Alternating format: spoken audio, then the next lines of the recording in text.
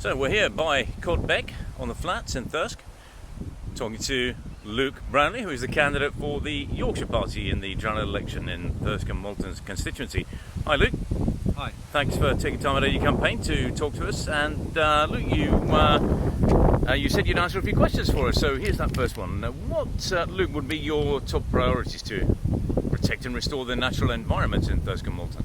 So the main thing is valuing natural capital as an asset, as opposed to something which can be extracted for profit. I think too many companies have used the natural environment as a means of profit making, but it should be valued as an asset and should be looked after in that sense. I also think my personal ambition is to move away from cars and make public transport more attractive, so making bus services more attractive for people, and also building more train lines to make a more sustainable way in which people can commute and travel around the county. Great, thanks Luke. What about farming now? What more should we be doing to help farmers make that transition to sustainable agriculture?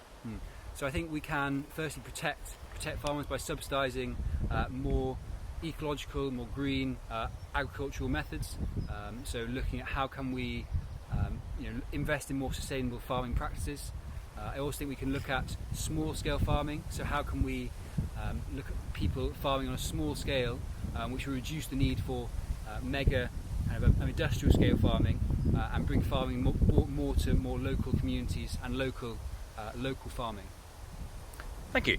As with all political decisions, taking the public with you on climate and nature, that's crucial. But how would you do it? Is it about what you think people will accept, or what the science says we really have to do? I think there needs to be a balance between protecting people's incomes in the short term, protecting people's livelihoods.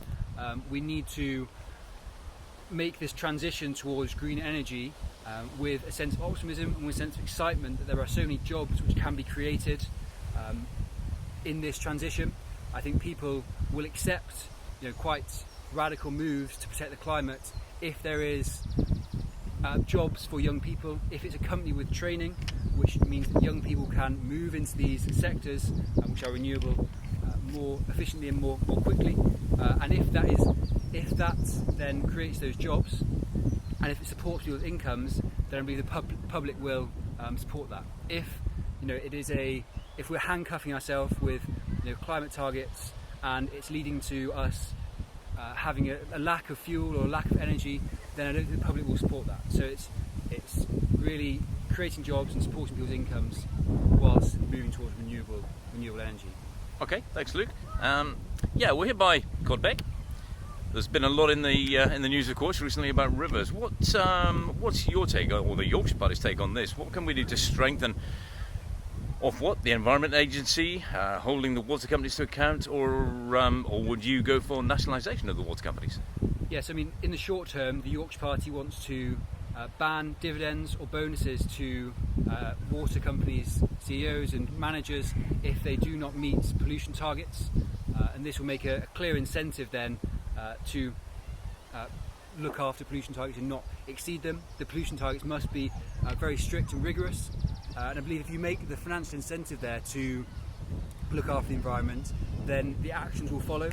So in the longer term, potentially it may be better for the water to move into a public ownership, but for now we need to make sure that the private sector and the private water companies are adhering to strict standards and using financial incentives to allow that to occur. Thank you. How do you think we get the balance right between using land for different purposes, for growing crops, food security on the one hand, restoring nature, and for generating renewables as well? Yeah, I think we have to work in conjunction with local residents. I think the Yorkshire Party wants to move to a more local, people-centred economy and democracy, and so I think the key must be working with local residents to see where there is space for investing in renewable energy, where there needs to be environment which is protected, and that will then, if done in conjunction with local people, will lead to more and favourable outcomes for local communities and the environment. Thank you. Luke, we've got about a minute left now. Would you like to offer a closing message? Yeah, so the Yorkshire Party's main policy is a devolved Yorkshire Parliament.